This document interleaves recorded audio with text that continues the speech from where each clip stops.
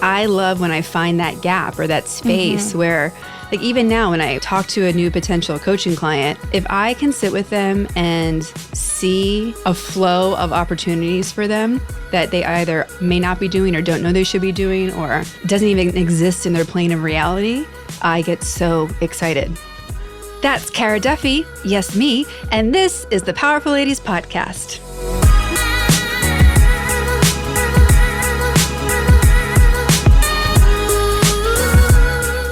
Hey guys, I'm your host, Kara Duffy, and this is the Powerful Ladies Podcast, where I invite my favorite humans, the awesome, the up to something, and the extraordinary to come and share their story. I hope that you'll be left entertained, inspired, and moved to take action towards living your most powerful life. Hi guys, it's Jordan. On this episode to celebrate both International Women's Day and our 1-year anniversary of the podcast launch, we're flipping the script and today we're putting our own Kara Duffy in the hot seat. Past Powerful Ladies guest Aleks Lason was kind enough to come in to do the interviewing. Kara is the founder of Powerful Ladies, the host of the Powerful Ladies podcast, a business coach and consultant, and a world traveler. On this episode, they talk about Kara's career path, where she gets the confidence to create things from nothing, and how you can do it too. All that and so much more coming up, but first. If you're interested in discovering what possibilities and businesses are available for you to create and to live your most fulfilling life, please visit thepowerfulladies.com/coaching and sign up for a free coaching consultation with me. There is no reason to wait another day to not be living your best life, when you instead could be running at full speed towards your wildest dreams today.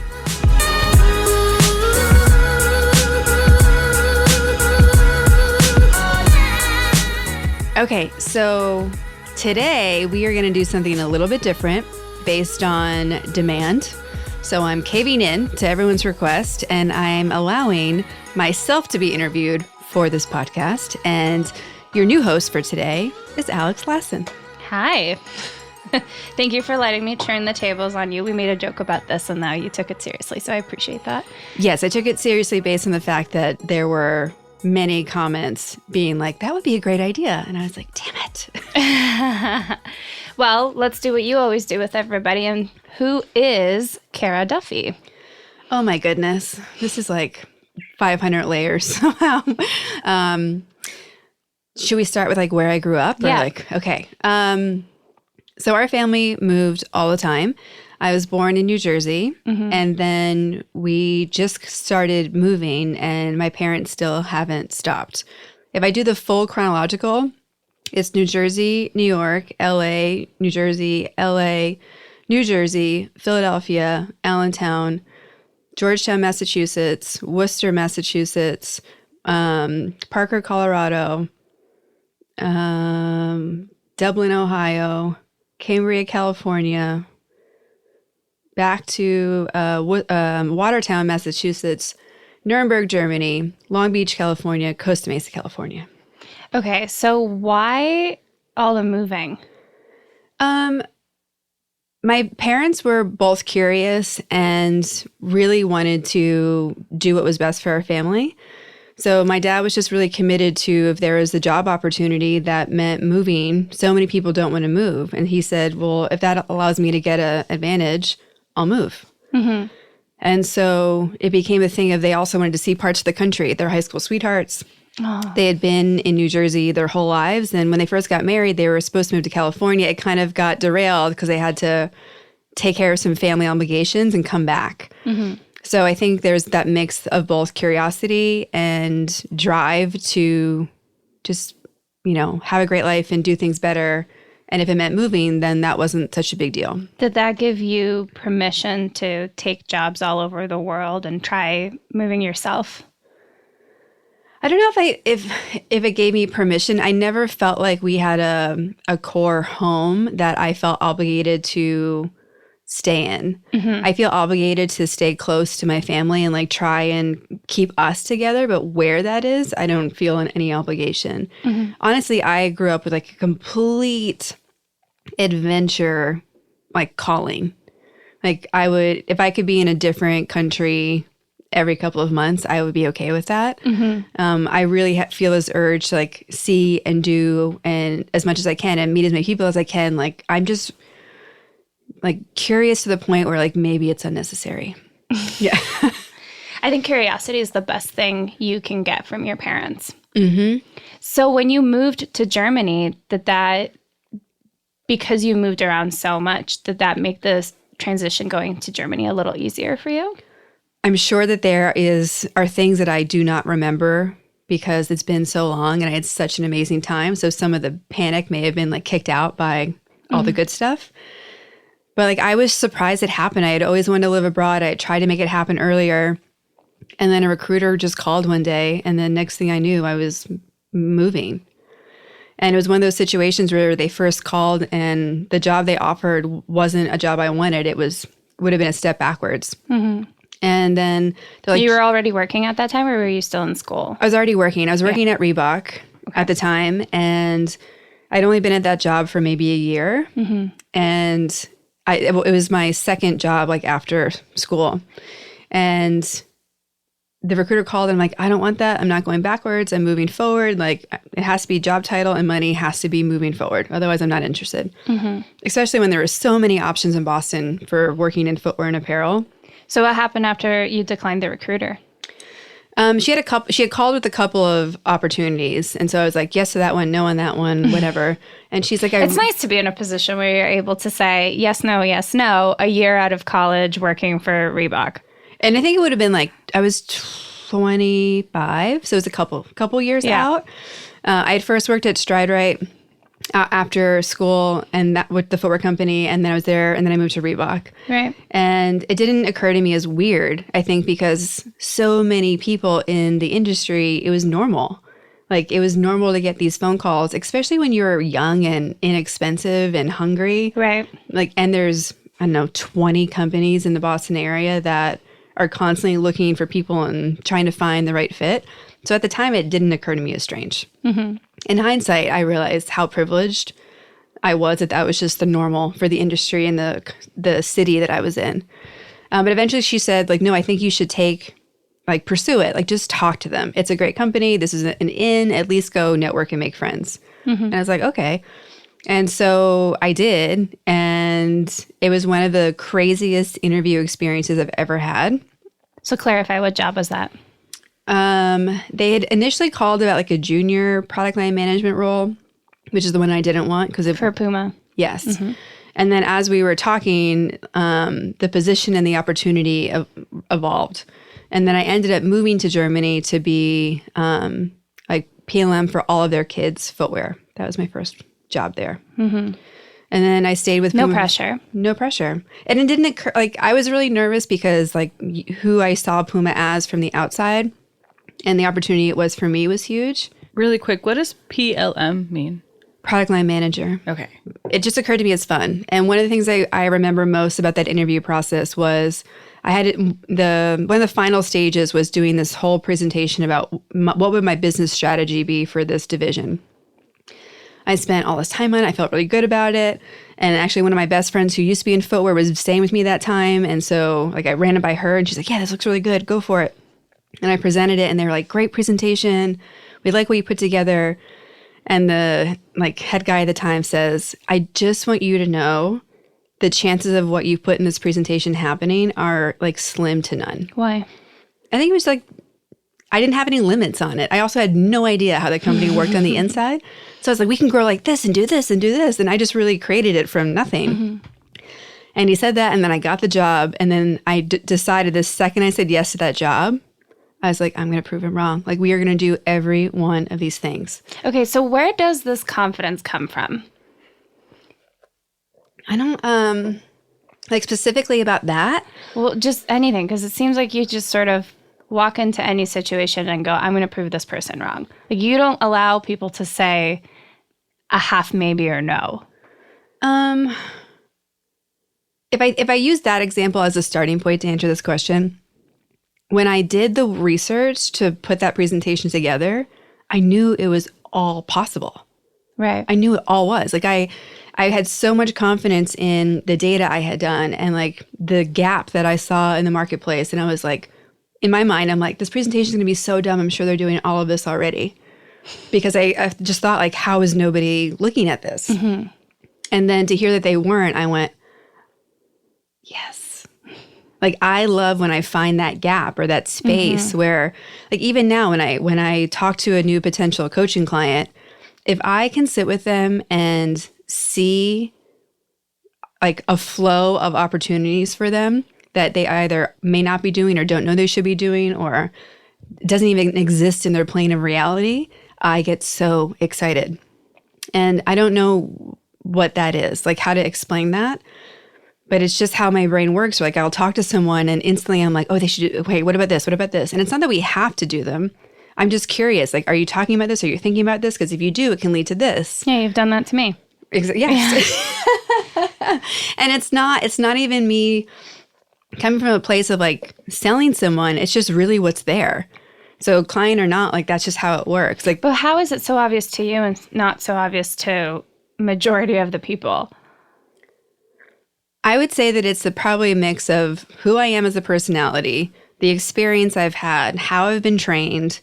Like, it's layers of things, which is why I think where everything's falling into place with Powerful Ladies and coaching now makes sense to me. Like, I couldn't have done this 20 years ago because I have the, 20 plus years of corporate experience, and I have the MBA layered on, and I have starting businesses before, and I have, parents that kind of never said anything wasn't possible. Like, I don't know, go figure it out.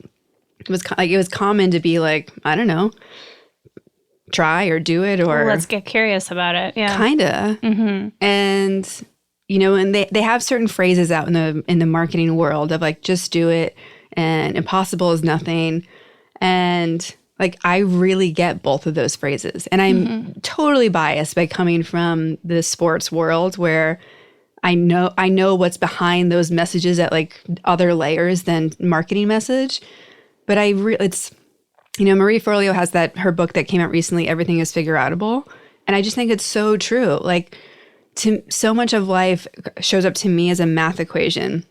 Like, this plus this is going to give you this, but it might give you this version 1, 2, 3, 4, 5 based on other factors. Like, it's all an experiment. And that just gives you so much room to theorize and play and discover what you want to create that's really unique to you, whether you're in a traditional path or not. Like, there are so many possibilities. That's why when people are like, I can't, or this won't work, I'm like, if you start there, of course it's not going to work. And there's so many things we don't see. On the flip side, like, if I can see the world that way, things I don't see are things like, some people show up and they look glamorous and their hair is amazing all the time. Like, if I show up that way, like, I had to work hard or pay someone else to do that. Like, that's just not how I see things. On Friday, I had no in-person meetings. So I just put on like gym clothes. I, didn't do my hair or makeup. And then I forgot that one of my client sessions was a Zoom call. I was like, oh man, sorry, client. Threw on some like lip gloss, put my hair up, and I'm like, all right, this is what you're getting. Let's just get back to work. I'm just more driven by creating things and getting things done than looking good. And I have to be careful about that sometimes because we live in a world where you have to show up looking externally the way that you may be internally. And I need to remember to write that sometimes. So how long, how much of the presentation did you actually bring to life, and how much of the proving wrong did you do? Most of it. Wow. And I have to go back and look at it to say if it was like 5 out of 5 or 4 out of 5. One of my so when I first joined that company, everyone on the team I worked with some of the most amazing people of my life ever at that company. Everyone is like super smart and super on top of things and so connected to the product category that they were involved in. And they had a great internal culture on the footwear team of, until you prove to us that you can hang, like, you can't hang, which I really respect and admire, because you have to protect, like, I really believe in having that equal, not responsibility, but when you appreciate someone, respect. like equal respect between people before you're allowed into like a social setting, because it can really upend your team culture if there are people on the team that you don't respect, that aren't pulling their weight. So there was a competitiveness of, I don't want to be the loser in this group. Like, I want to make sure I can either hang in the middle or hang at the top, but like, I'm not going to be on the losing end. So it forces you to like quickly jump into things and like figure it all out. And there were so many templates and processes that they did there that I had never done before. There was a lot of like asking people like what sounded like dumb questions, like, hey, could you send me your spreadsheet so that I can make sure my formulas are working? Meanwhile, I'm like, how can I copy their entire spreadsheet and just put my information in and hope that this is going to pass? Like, my first couple of months were like, ah! And being in a new country like didn't help that at all. But it all was fine, right? But when in that first 6 months, I remember having a presentation, or it could have been the first year even, and it was all the product line managers in a room with our the head of all of us pitching our numbers for the next year. And we got to me, and I was always last because we were kids and no one cared about kids. And it's not that they didn't care, but like obviously other adult categories, were way more important. And I presented my numbers, and the whole room laughed. And I was like, fuck, I did my math wrong. What did I do? I'm going to be found out. And the boss was so nice. He's still a friend of mine. And he's like, I think that you've like done these at like a 10 times factor, like you put a wrong zero in or something, because the trends look right. But the scale of this looks crazy. Like if you do this, you're going to become like 35% of our business. And I was like, fuck, okay, all right, sorry, I'll fix the numbers. Like, we can move on to like my strategy plan versus my numbers. And then a year later, like when those numbers would have come to life, we were 35% of the business. And I was like, yes, I'm not an idiot. Like, but it was simple things. And I was so proud to take it to one of like the fastest growing segments that we had. And I didn't plan it to be that huge, but like, when I left that part of the business, we were doing like 16 million pairs of shoes a year. Wow. Which is insane. So, and I think when I started, it was like maybe 500,000. So like something ridiculous. But I think it was just a matter of someone getting to nerd out in a category that they liked and just like seeing opportunities and not accepting that we were going to be the redheaded stepchild of the business. I love that, not accepting it. I love that. No. And so I think it comes back to like just the fact that I'm competitive, not in a I'm going to make you lose space, but I'm competitive in an I'm going to win, and like my stuff's going to win. Like I'm very protective of my product categories and my team and my people. Like we are all going to win, and we're going to have so much fun that you're going to want to win with us. And it did. It became great. And we became one of the first categories that people interacted with, because they knew if kids was going to take down their product, it meant that their product would get more support from the global line, because you could do small to tall. And it became really fun. Like my experience there was incredible. And I still am friends with so many people there. And I'm really proud of like the alumni that were part of that like class I was in. I was there for 4 years. Where people have gone and what they've been up to, I am so proud to have been in that space with them. Like it by far the best job I ever had. So where did you go after, and why did you decide to move? After Puma, I moved to California, and I took a job at DC Shoes. Friends of mine from Stride Right days had come out to work at Vans, and their husband got a job at DC in the snowboarding division. And at that point, I was just known as like a kids person. Like if you have a kids category, like I'm in the list of people you should talk to. And they had kept calling me, and I was like, I don't want to leave. I'm having a great time. Why would I leave Europe? Like, you're insane.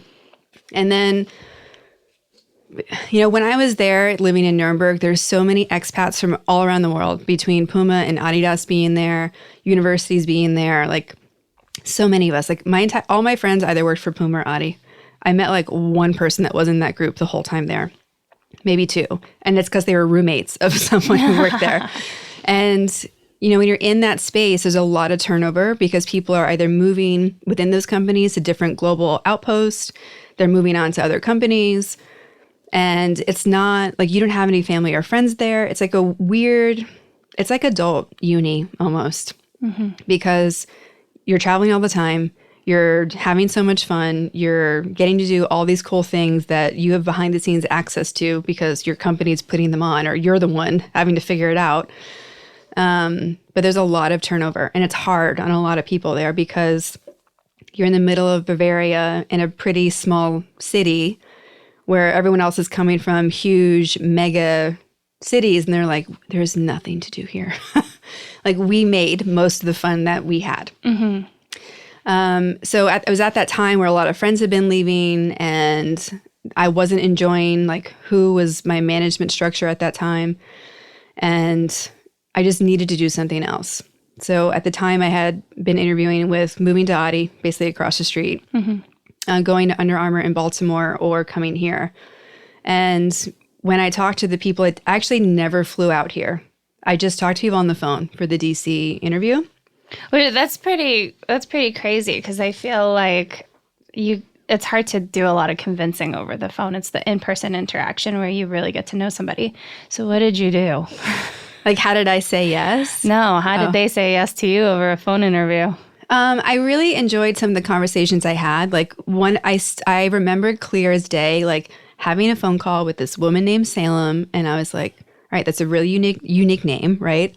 And we had this conversation, and I was like, we spoke the same language. And I was like, okay, if this woman's on this team, like, we can make things happen. And then some of the other guys I talked to, like, it just made sense. And I remember doing more of the research. And honestly, one of the big things that convinced me to go was actually like Rob Dyrdek talking about the company in some videos. And he really spoke to a part of me that, checked the boxes of like being passionate about what you're up to, and it really being a family environment, and, bringing all the things you care about into a business. And he's obviously a very passionate guy. Like, you see that right away when you watch any of his TV programs or anything else. And I was like, well, like, and coming from the world of traditional sports, like, I want to be working with people who are off the charts passionate about what they're doing and why. And like, there needs to be a purpose. Like, I've never really been drawn to the fashion side that is making things for the sake of making stuff. Like, there needs to be a strong why, which is also why that's like where I start with everything today. And so hearing him and how excited he was about it, and obviously my friend that had worked there and like their perspective, I honestly just got to a place where I was like, why am I saying no to living at the beach? Like, even if it doesn't work out, I'm confident enough that I have enough corporate collateral and enough of a resume that I can just turn around and go somewhere else if I want to. So on top of everything you're doing for all these other brands, all these other people, you're starting to already sort of birth this idea that you had. Yes. Just with the podcast or with the consulting? There's so lots of things. The whole time I was working in the corporate world, there was always projects on the side. Not like, not to say that I was doing similar work for other people on the side, but there would be random things that I would take on and do. So in 2015, Jesse and I launched Hello Possibility, which was a coaching kind of firm for nonprofits to get started. Because I had tried to start a nonprofit in the action sports space, and I could not believe how hard it was. I'm like, this is stupid. Like, this is the lack of support, the lack of clarity, like everyone making it sound so complicated. I'm like, when I dug into it and had to figure it out all on my own, I'm like, it's not that hard. Like, why are they scaring people? People have great ideas, and they're scaring everyone away. This is the dumbest thing I've ever heard of. Like, of all the people that we don't want there to be a barrier to entry to people who want to do good and change the world. Like, why is that there? So we started doing that business. So we were coaching people. How'd you like working with Jesse?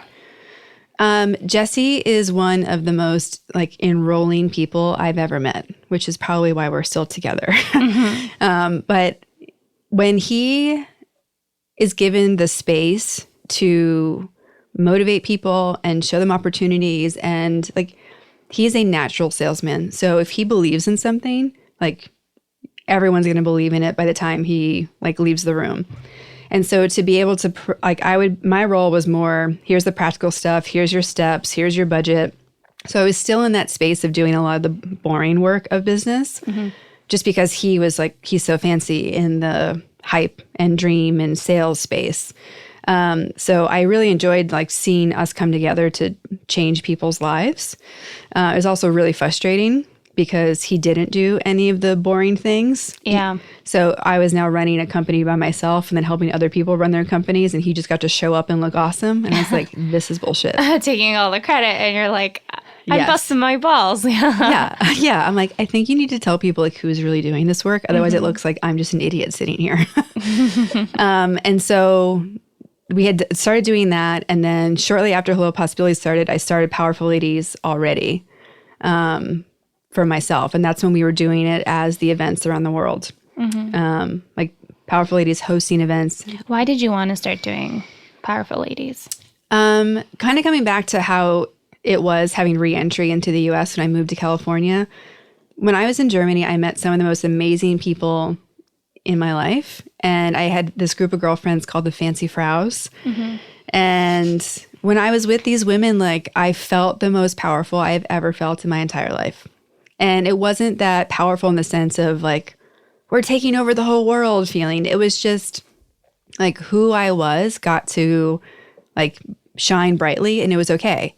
Like they were also shining brightly. So like no one felt intimidated or competition, or like they just got the whole world of like, I can love glitter and I can like skateboarding. Like it's okay. They got the world of like, I can be really competitive and driven at work, and I can want to like, we can go and like bake cookies together and like have dinner and have game night. Like there wasn't this black and white of how people are. And we just really like loved each other and had so much fun. Like most of our nights hanging out would be us getting all dressed up, going to somebody's house and doing like SingStar karaoke and drinking champagne and just like crying, laughing. And I like you feel invincible when you're with girlfriends like that, where all you're doing is having fun and being awesome. And so when I moved here, I just really missed having girlfriends like that like got all of me, and you know, we could just like text and be like crying, laughing. And so I really just wanted to reconnect, because it wasn't just them. It was like my friends from Boston and my friends from college. And like at this point, we've all spread around the whole world.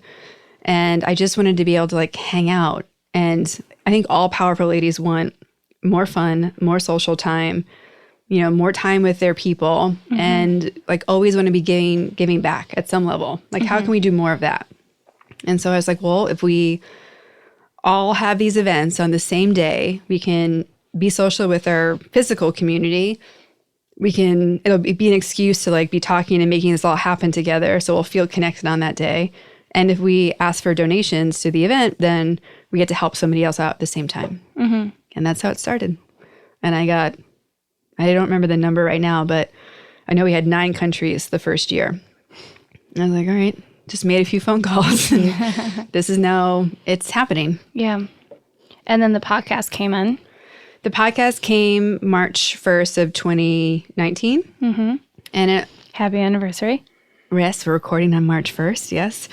It really was just a matter of when I would call these women that I thought were powerful, most of them were like, this is awesome, yes. And a few were like, I'm not powerful, or I can't, or... How frustrating was that for you when you saw somebody as powerful and then they would respond with, I'm not that powerful?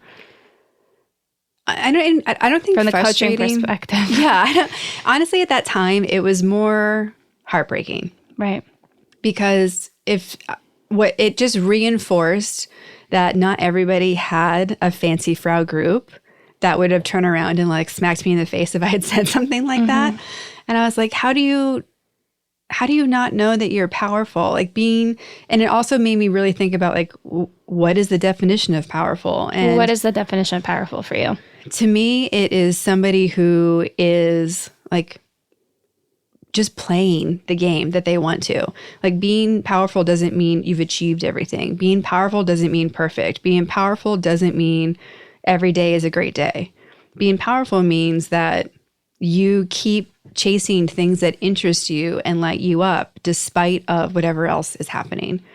And to me, being powerful is that you like really get that you are the hero of your own story. So even if, I'm not saying everyone has to be Oprah, there's so many degrees of people of influence, and we influence people every day, good and bad, and we don't even know it. So if you can be a little bit aware of your influence and just follow what interests you. Like, I know I'm powerful when I'm making an 8-year-old version of me proud. Yeah. And there's not many expectations that an 8-year-old has. Like, an 8-year-old's not like, I need $1 million, though I'm sure they say those things sometimes, right? But what really motivates you is really different stuff. So it was really heartbreaking. But I saw an opportunity to be sharing. These women that I know are not on TV. And they're some of the most badass women I've ever met. Like, why are they not on TV? Like, why doesn't everyone know them? And so I just saw an opportunity to share their stories and also connect everybody. And all the people who are amazing and powerful and up to things, like, we all still need resources and things to like take it to the next level. Or everyone has like a bunch of doors in front of them that we're always looking for the key for. And I was like, okay, how cool would it be if I can connect these women and we can share their stories and we can provide them collectively with tools that all of us have, because then that's really being helpful versus just like a prep rally.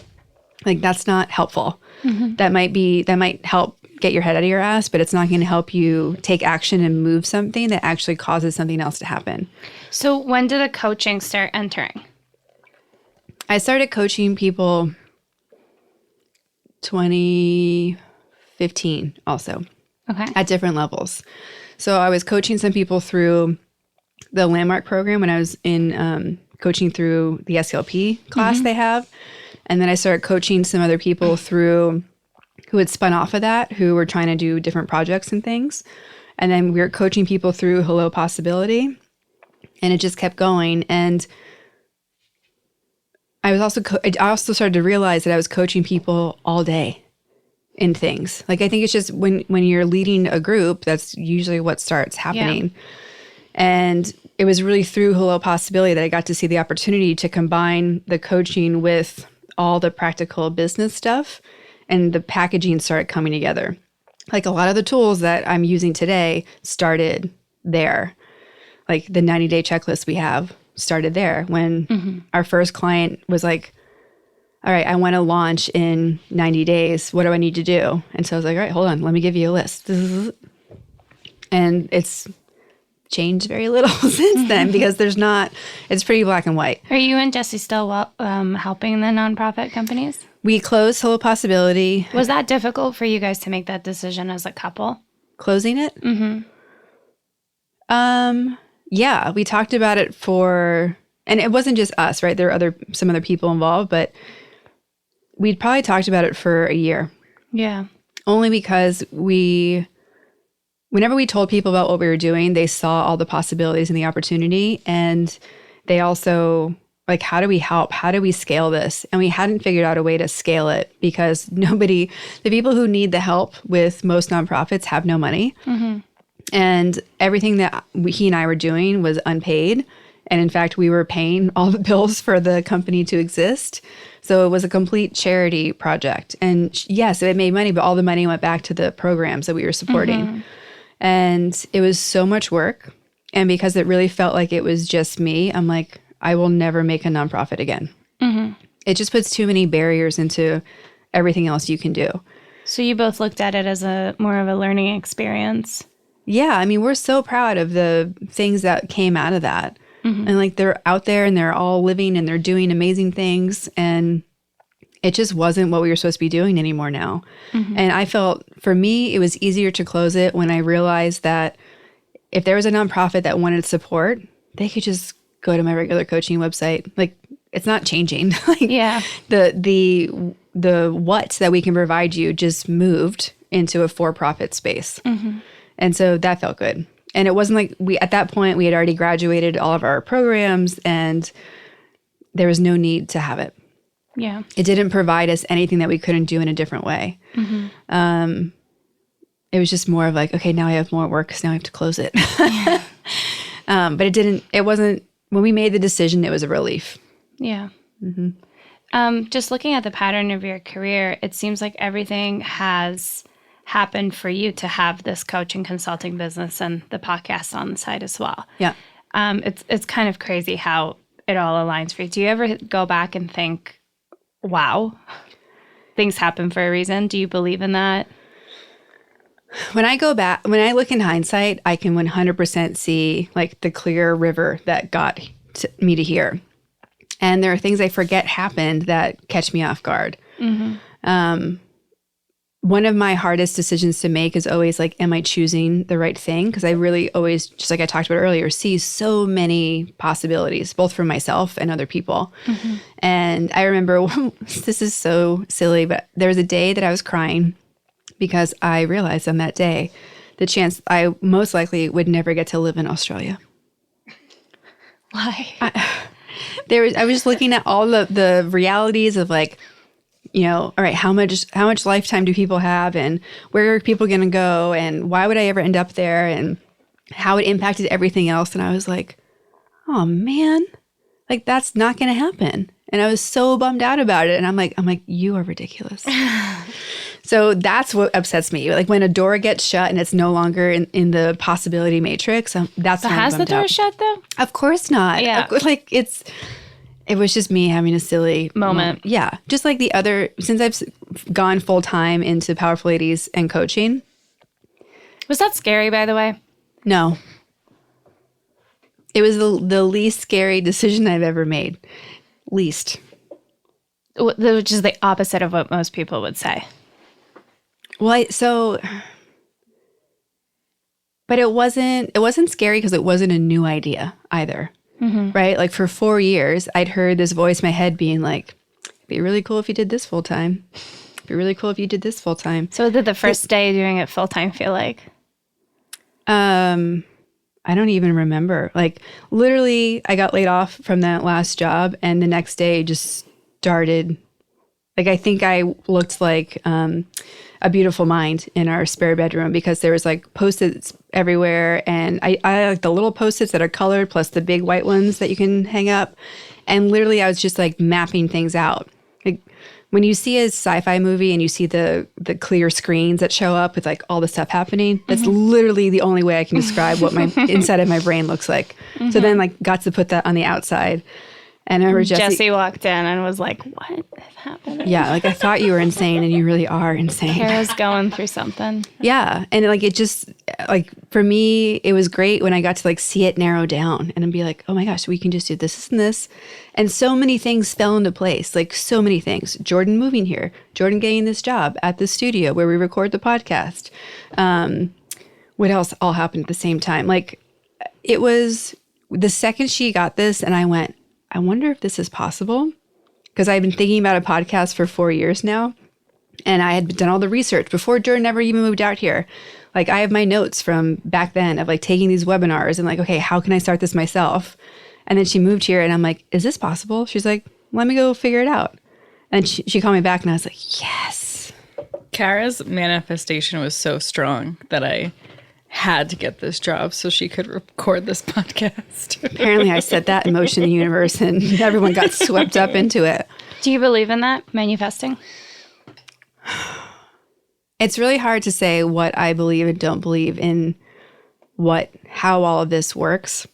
Because the only proof I have is my life and the people's lives around me. And it's like when people say like, oh, are you lucky? Yeah, because my next question was going to be like, is this luck or is this hard work?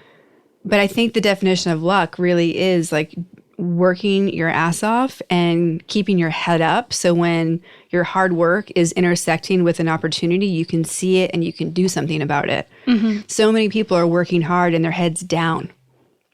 So you're not paying attention to like what's happening. Or if you're working hard, here's my short answer to, or not short, here's my long answer to, if you want to have a great life, here's just some things you should be doing. You should be working your ass off. You should be chasing things that interest you and bring you joy and allow you to like be learning while you're doing them. You should keep your head up so you can see when an opportunity or something fun pops by, right? Like, do you know how many times I've taken a job because it would allow me to check off more countries on my travel list? Like that, like so many jobs are the same job.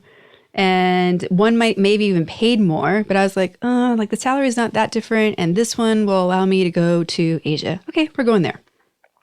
Like that's not, I don't think that would ever be on a guidance counselor's recommendation. And then the other part too is like, you have to like, don't be afraid to tell people what you're excited about. And like, oh, wouldn't it be cool if like my world today exists because I share my, what sounds like ridiculous ideas with other people.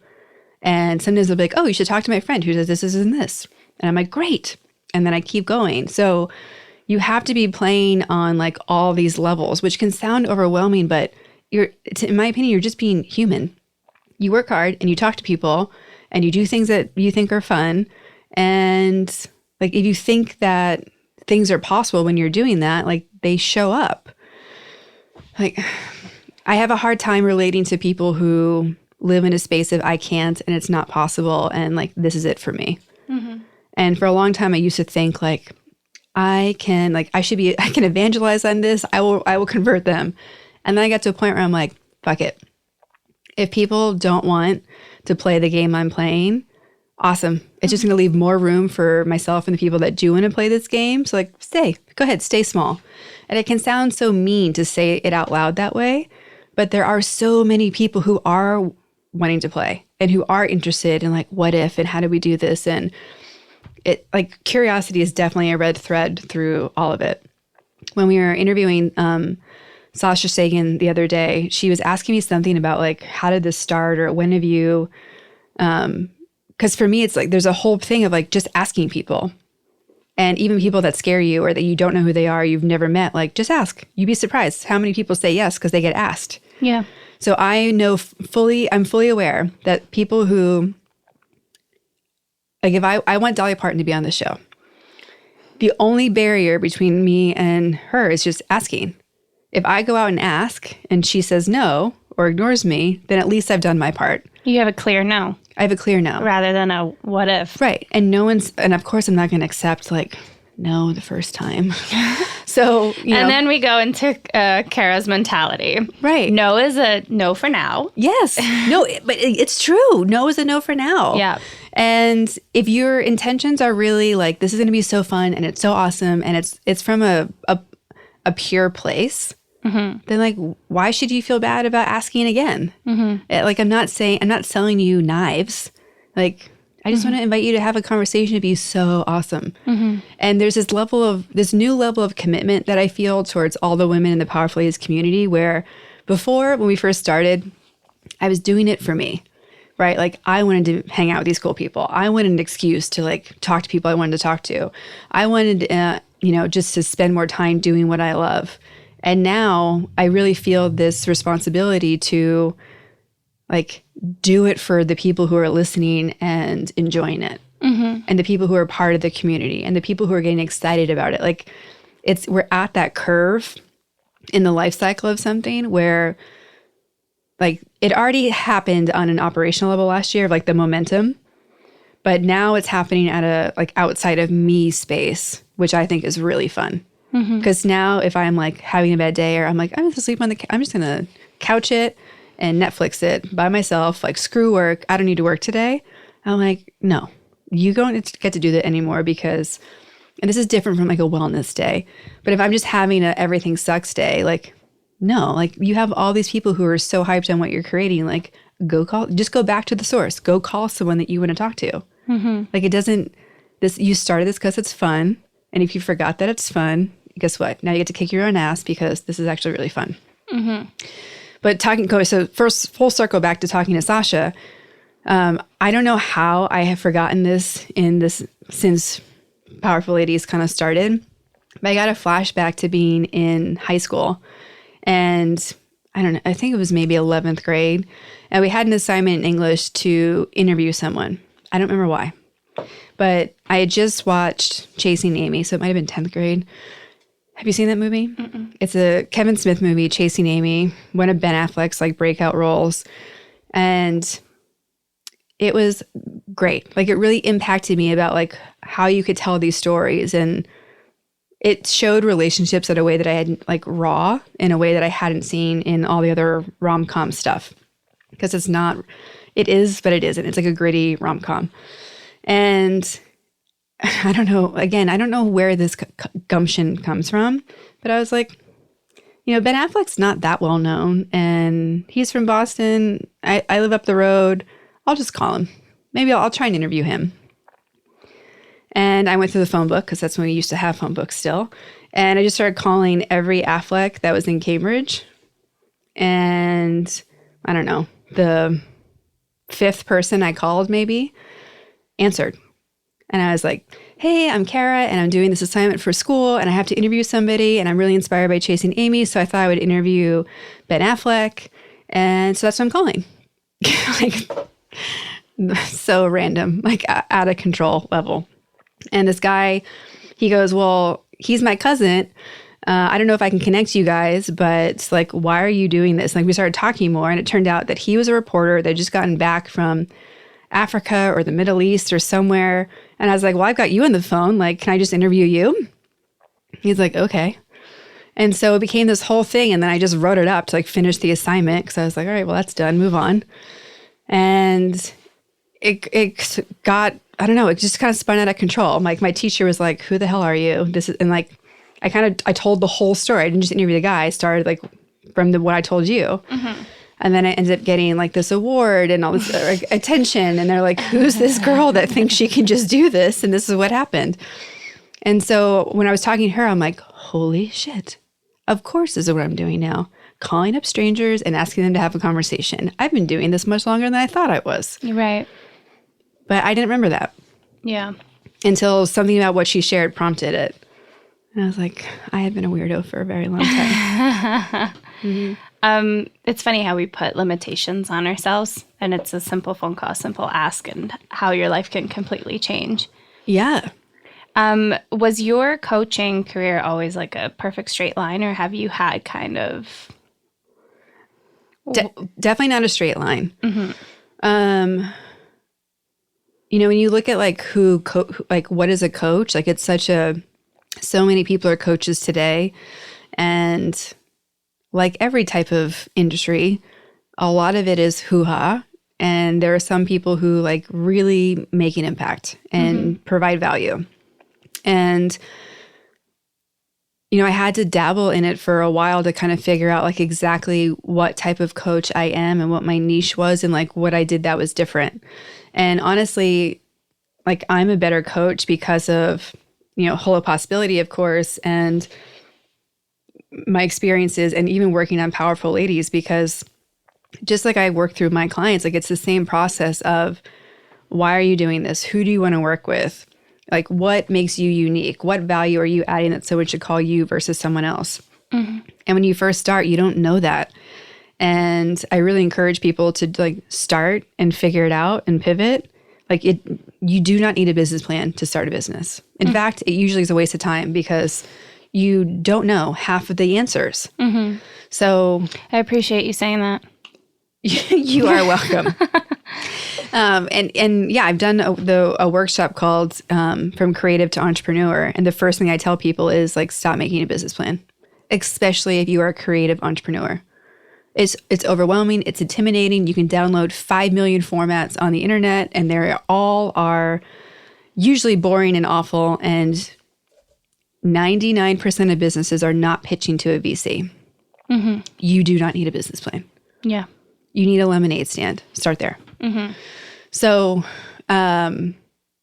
yeah, so when I first started coaching, it would be just coming from a place of listening to people. And going back on that training I had of if you just listen and ask questions, things will show up. Mm-hmm.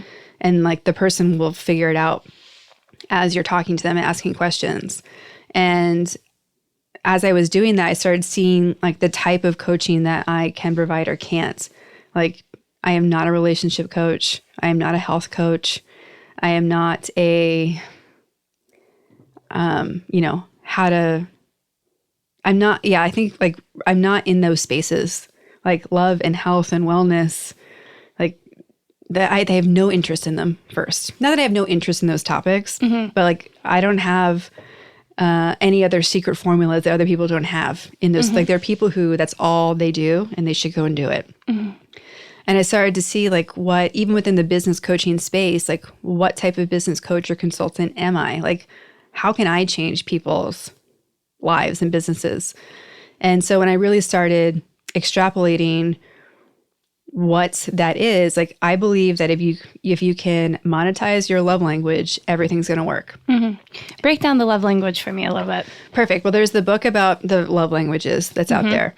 And when I say the love language I'm talking about is the things that you do naturally, like things you do whether you get paid or not. Like if you're organizing your closet all the time, or if you are connecting people, or if you are the person people go to for advice, or if you're the one that like things that frustrate you and you're like drive you crazy. Like pretty much if you look at how you would nitpick a relative or your partner, something in there is your love language because you see it and they don't. So like what are the things that make you unique based on skills and habits and that stuff? And then plus, what is all the stuff that you've learned? So who you are as a personality, plus is the skills you've learned, plus your experiences, it's going to give you a perspective that nobody else has.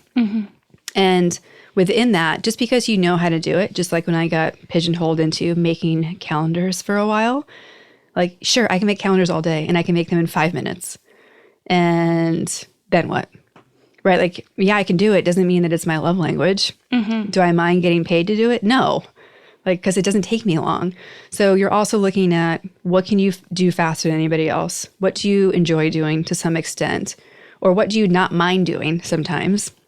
But there's a path in there of things that when you put this combination together, it reveals something that is distinctly you. And a lot of people will figure out what their thing is and then remove themselves from it completely. So if your thing is organizing people's homes and you just show up and organize their homes, you're not really giving someone the full benefit of working with you. Like, what does it mean to work with you?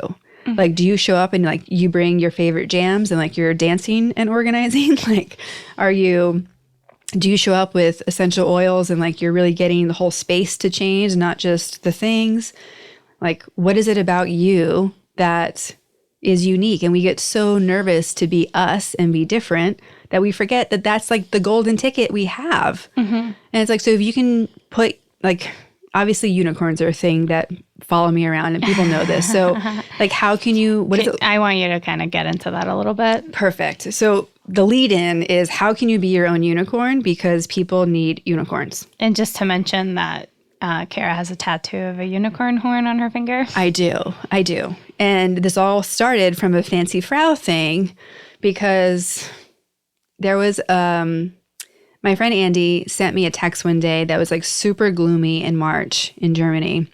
She worked on like the other side of the building and she just left me, I don't even think it was a text. I think it was a Post-it she left on my desk when I wasn't around. And she's like, today is a great day for unicorn spotting. Just so random. Like this is the random level of things that we were talking about. And she's also left me a Post-it that I still have that I adore that says, You keep a lot of stuff. Yeah, in my brain and digitally, yeah. I am also a purge addict, so a lot of things leave. But this post that I have of her says, I'm so excited I could spit.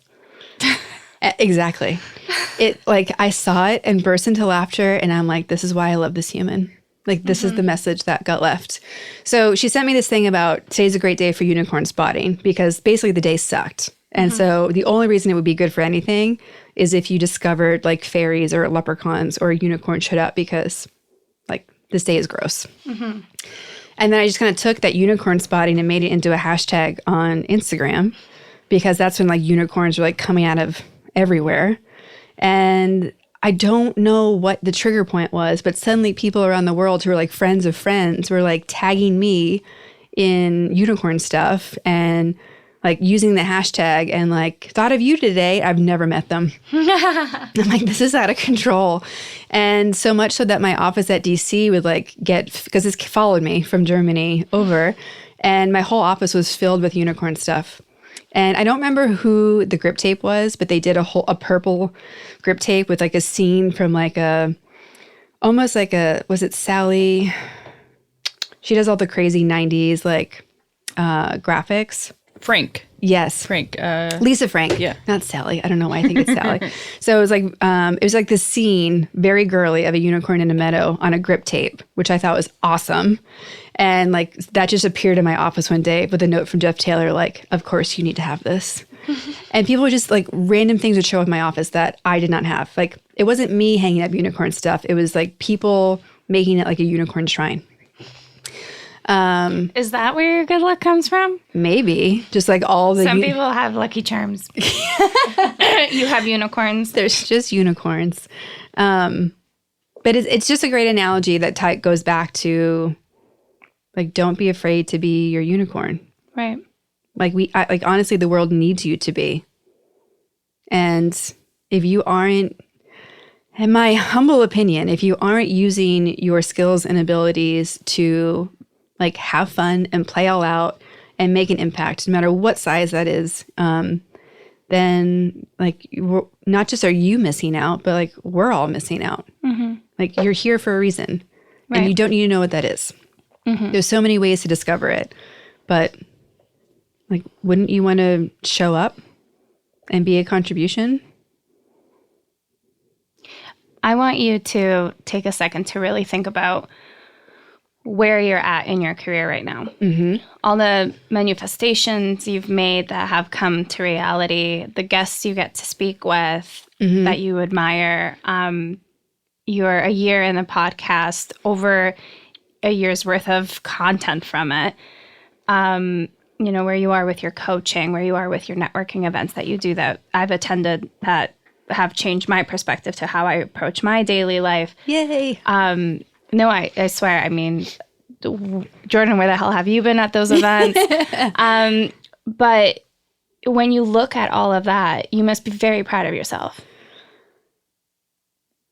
Yeah, it doesn't. Do you have like a pinching moment where you're like, holy shit, this is working. I made this happen. Very rarely. Mm-hmm. And I think it's because after that beautiful minds moment in my spare bedroom / office, the plan that I saw, we haven't created it yet. Mm-hmm. And so like the fact that I have to be patient to launch these other things that I know we have to do, that's where I'm like, oh man, like I need, like for me, I'm always trying to make that more stuff. And like, just like making products or brands, like making the content and the business, like I love it. Like all day I get to do things that are fun. Like I would do this whether I got paid or not. And most of the time I'm not getting paid, right? So if you look at like how much you do and what I'm getting paid for, like I'm getting paid for 10% right now, right? Because you have to create things and then there's so many steps before they become an income stream.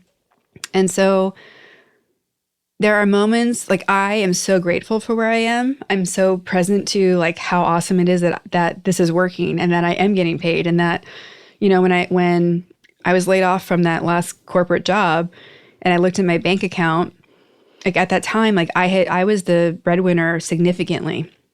And I was like, all right, I have a runway of 3 months. And we were launching on like month 3. So I'm like, we have 3 months to like figure this out. And so I just did it. And like, I got so excited when last year ended and I was like, I still have a savings account. Like it's not as big as it used to be, but I do. But it's there. And like we had done, Jesse and I being we had done so much work to get out of debt. And then last year to have to go into debt, like that's heartbreaking to me. So now I'm like chipping away at it again. And I know that I've done it once, I can do it again. Besides the fact that I teach people how to do it, right? Mm-hmm. So like there were sacrifices I had to make this happen. But like you asked if it was scary before, and you hear it in some of the early podcasts, like the peace that I feel doing this is awesome. The only stress I have There's two. The biggest one is money, because I want to myself get paid. Like, be bringing home what I used to is like my first goal. And it's funny how the goals change, because parts of the business are bringing in that income. And I don't get to touch it all like I used to, because now it's not just my income. It's like the business's income, and it's supporting everything else we're doing. And the other one of the stressors is making sure that we're not letting people down with what we're creating. It's having to slow down and do it the right way, so that when we do launch, people are so excited about it. Like when we had who was it? Hannah on, and we were talking about social media. She's like, don't create content that you don't want yourself. And to me, that's my guiding line. Like, if I don't like it or I don't want it, like, we're not going to release it. Like, if I'm satisfied, then I know that, like, I can check the box and move on. And so that's it. Like, are we doing awesome stuff? Are we making money? Those are like the only two things that those are my stresses. Yeah. Because everything else we're doing, like, it's all mapped out.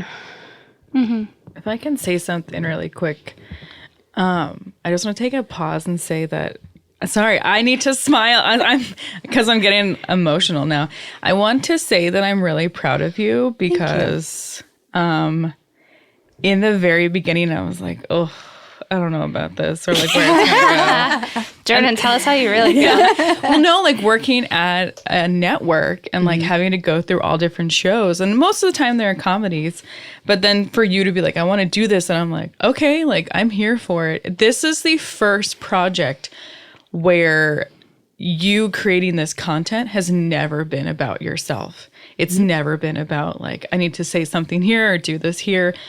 A lot of people who either create a podcast, it's more of like, what do I want to hear? Like, what do I want to do on it? And so for you to come in and be like, I don't want this to be about me at all. I want people to hear powerful people and hear their successes and hear their struggles. And for you to come at the angle it's at, that's always impressed me. And the other thing I was scared about, I was like, Kara's not a performer. Like, I don't know how she's going to be on mic. I don't know what's going to happen. And it's so natural, because this is your element. You like talking to people. So I think it will be an adjustment when people are here, because most of the time I have zero family obligations, like, on my calendar. Like, She doesn't have to show up for anything. no, like there's no like family dinners. What, like, we have them once a year. What are you talking about? Yeah. Now she's screwed because we're all here. But it's like it's a blessing though, right? Because I've missed being able to do all the boring family things because I can't, or I could. It just wasn't affordable to like be flying all around for things and stuff like that. Like, and it's one of my goals to work on that, not just for our family, but for friends of mine. Like, I need to spend time on the East Coast. I just have to. Like, these are people that I miss connecting with and miss seeing their faces. And when I go, it's amazing. Like, when I was in Germany last year for WebFest Berlin, I got to stay with my friend Minna, who I hadn't seen in years. And there was this big party, like rap party, where they did the awards for the festival. And they're like, are you coming? I'm like, yes, we're coming. And then I went back, and Minna and I were getting changed. And I was like, I really just want to hang out with you. And so we just stayed in, like, we kept being like, we'll go later. And then we were like, Never showed we're up. not going to go. And it was nothing against the people that were there who were awesome that I wanted to spend more time with. It was simply, we were like, I'm like, no, like, if I have to choose what matters most right now in this moment, it's time with her. And I came back feeling like a rock star, because I really do believe that the people in your life that get you, when you get to spend time with them, and you fill up again. Like, I genuinely felt filled up, and I came back and I'm like, all right, let's go. Yeah. I agree. The last thing I'll say to that is since now living in California and being near her and living with her and working on Powerful Ladies, I thought I knew her, but I know her even more. Has all of this inspired you to be better? And oh, 100%. She, out of everyone, is always on my back to be better. And sometimes it's the coaching. It's at first it was like, oh, this is so annoying. You're being such a big sister about it. And then it's like, oh no, she does this to everyone. So she's annoying to everybody. Yes. But it's in such a like loving way. It's never in a, if you do better, then I do better, which I mean, you do better when someone else does better, but it's never like I know people in Hollywood that it's like, well, if we connect, that means I can move up and like I'll get this role or something. Where if it's Kara, it's like, if you do better, that's all I want in your life. I just want you to be happy. I want my friends to be successful. Yes. And I'm the same way with my friends. And you don't have to look at it as their success is going to gain me success. It's just, I'm so happy for them. Yeah. It's never in a, if you succeed, I succeed. It's you succeed. That's awesome. That's all I want in your life. So when you're talking about like, when do I feel proud of like what we've done, like even with my clients, but like even like with my clients, right? Like I'm working with them and I know things are moving for them, and I don't know if they always feel them moving for them.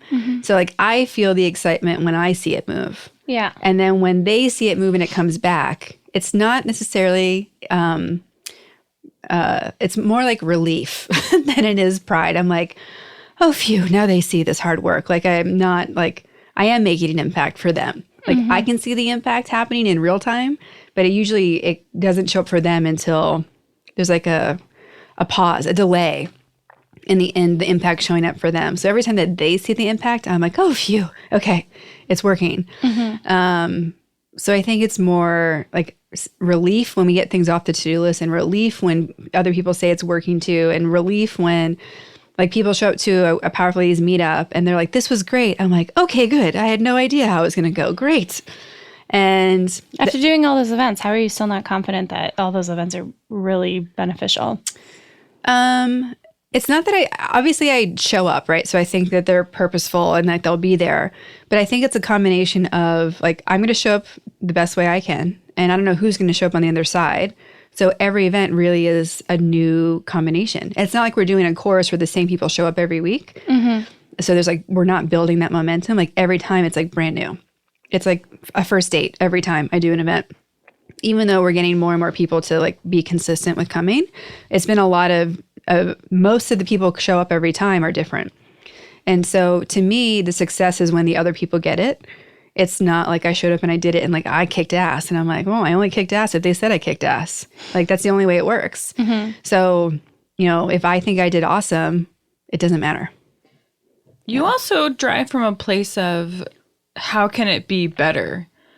Like you aren't like, okay, this is it. Like this is the final thing. It's not like, it's always, well, how can it be better? Yeah. How can that be better? And then how can that be? It's always like, how can it be better? So that's always how I feel it. Like, like I know that you are doing the right thing, but in the back of your head, it's like, that was great, but how could it be better? But you also, you do a really good job taking feedback. Thank you. And not getting offended by feedback, where most of us don't ask for feedback or don't like it. You definitely are open to it and figure out ways to fit that into your program. Yeah. And I think speaking to the feedback and to what Jordan just said, I know that the versions of things I'm doing right now are not the way I envision them. It's like the first step. Shitty first draft. Exactly. Like literally I hadn't been telling people directly enough the call to actions at the events. So I literally went out and bought a glitter poster board and like made it up. And I'm like, this is the shitty version, but it gets the job done right now. We can all laugh later when I actually have a poster or a handout made, but we need to get it done. So like done is better than perfect. And so like I'm amazed sometimes at like my expectations going in. I'm like thinking about all the things that aren't up to caliber, right? Because I'm always measuring like, are we delivering enough? Are we delivering it the best way? So I go into these events most of the time and I'm like, there's so many things that I'm like, this would never pass mustard somewhere else. And I'm like, all right, let's see if I can make people think it's a great idea again. So yeah, like I'm fully confident in the podcast because we're doing it at such a high quality from the beginning, which like really mattered to me. And everything else that's going on, it's still in its baby phases. Like I'm not working with an event coordinator expert like I have with Jordan in other areas yet. So it really is like, well, this is the best we can do right now. So we're just going to start working with it. So what's the goal in the future? I made a commitment at our Powerful Ladies meetup in December that I was going to go from, if 2019 was a level 1, this year would be a 5. Okay. Like so that's a lot of levels to jump. Yeah. What makes it, what makes that different? What's level 5 look like? I use level 5 just to say like the pace of going from 1 to 2 would be so under what I and this group are capable of based on the strides we made in 2019. So how to go from a 1 to a 5, like it's really not that far apart when you look at how can we do a few things that can 10 times what we're up to. Like we're playing the game of, all right, we're going to have 52 episodes a year minimum. We might have some bonus episodes and other things, but I want 15 people that people know on the podcast this year. Just 15. Like, that's not a lot. And so if we can start doing that, that will level things up tremendously. And if we can, be monetizing these other pillars, like that's going to move things. Because the more resources we have, the more we can keep leveling everything up. Like, I really do live in a how do we keep leveling up space. And to me, going from 1 to 5, there's so many opportunities, so many. And you guys, and Jordan spoke to like how Powerful Ladies isn't about me, and it's not. I also realized in hindsight for 2019, the fact that I wasn't, just like I said earlier, like I wasn't putting enough of myself into it, it was a disservice. So now like adding the coaching to Powerful Ladies. Combining all of it kind of under one umbrella in a sense. Like it's okay to be called like Kara Duffy's Powerful Ladies podcast. Like if I leave myself out of the equation, I'm doing a disservice, not to me, but like to how it shows up for the customers. Like there's too much of a jump. Like Powerful Ladies doesn't mean anything to most people. More people know me than who knows Powerful Ladies. So why wouldn't I use the little, notoriety I have as a human on this planet to boost what's happening? Like there's more people following my personal Instagram than Powerful Ladies still. It's just silly. So like not being afraid, like not assuming that putting my name or who I am into the Powerful Ladies mix is going to be egotistical and take away from it when I can just layer in just enough to give it more clarity. Right. Yeah. Well, if this was my podcast, I would really hope that somebody would put your name on my site to have me interview you. You asked me a question at the end of our episode of how are you feeling between a 1 and a 10? Can you answer that for us? Sure. On the Powerful Ladies scale, I would put myself today at like an 8. Why an 8? Like I feel good, and there are things that I need to like get sorted. Like I am in the worst shape of my life. I am like the least healthy physically right now. Tomorrow we kick off our Whole30 plan. Like I have, my discipline hasn't been there. Didn't you say that on Monday that tomorrow you were going to hit your Whole30 plan too? Yes. And then Jesse had me back off because he's like, you're being too aggressive. You jump into things too fast. Well, which is great to have a partner like that. Yes. Who can call you out on your BS. Yes. Though I think it may have been motivated by like, we should maybe drink the beers we have in the fridge before we go into Motivation doesn't matter. He's there supporting you. Right.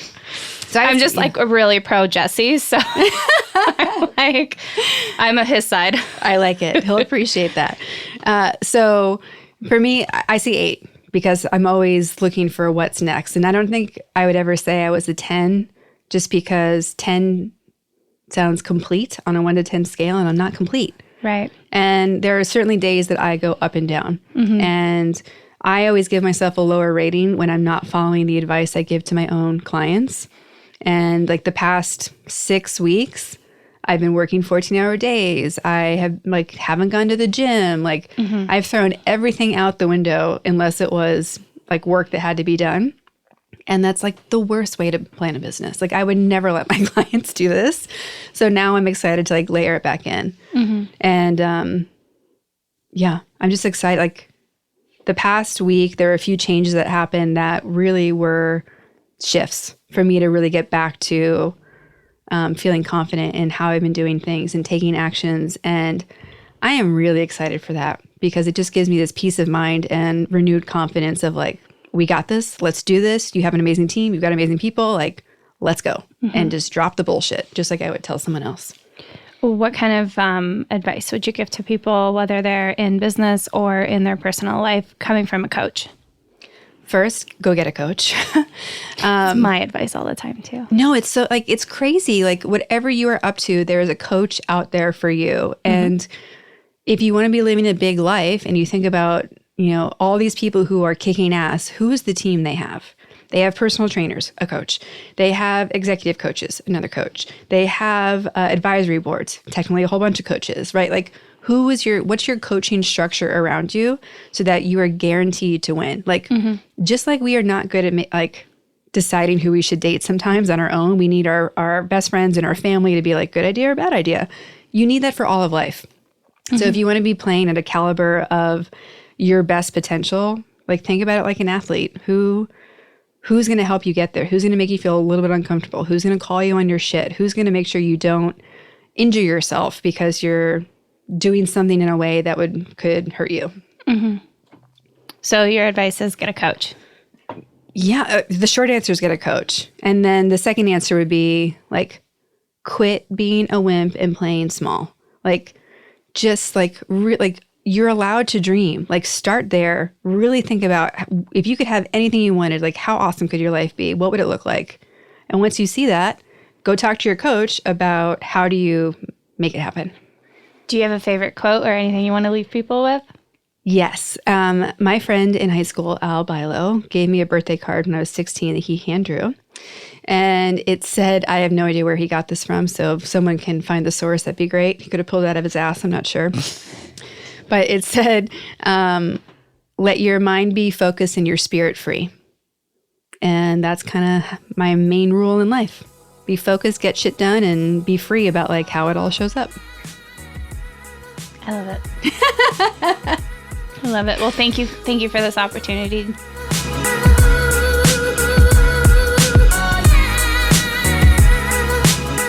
There you guys go. After multiple requests, I've finally caved in and agreed to turn the tables and be interviewed myself. I hope you enjoyed this episode. Aleks was an amazing host. To connect, support, and follow moi, and even better, schedule a coaching consultation with me that can transform your life and your business, go to karaduffy.com. And of course, you can follow us at Powerful Ladies and thepowerfulladies.com. I hope you've enjoyed this new episode of the Powerful Ladies podcast. If you're a yes to Powerful Ladies and want to support us, you can subscribe to this podcast anywhere you listen to podcasts. Make sure to give us a 5-star rating and leave a powerful review on Apple Podcasts. You can also be one of our Patreons for as little as $1 a month at patreon.com/Powerful Ladies, where you can get access to exclusive content that we're making just for you. Follow us on Instagram at Powerful Ladies and be sure to subscribe to our YouTube page. And of course, visit our website, thepowerfulladies.com, for all the latest news, details, and updates. I'd like to thank our producer and audio engineer, Jordan Duffy. Without her, this wouldn't be possible. You can follow her on Instagram at Jordan K. Duffy. Thank you all so much for listening. We'll be back next week with a brand new episode. Until then, I hope you're taking on being powerful in your life. Go be awesome and up to something you love. This episode of The Powerful Ladies is made possible by our Patreon subscribers. Did you know that for as little as $1 a month, you can support this podcast? You can send us love, tell us that you want more. You can support all of our events and all that we're doing in the world to fulfill on our full circle of empowerment. It starts at $1 a month. That's less than the coffee you're drinking a day. And there's so many more levels that give you more bonuses and fun things and behind the scenes information. So go to our Patreon, patreon.com/powerfulladies, and support us today. Thank you in advance.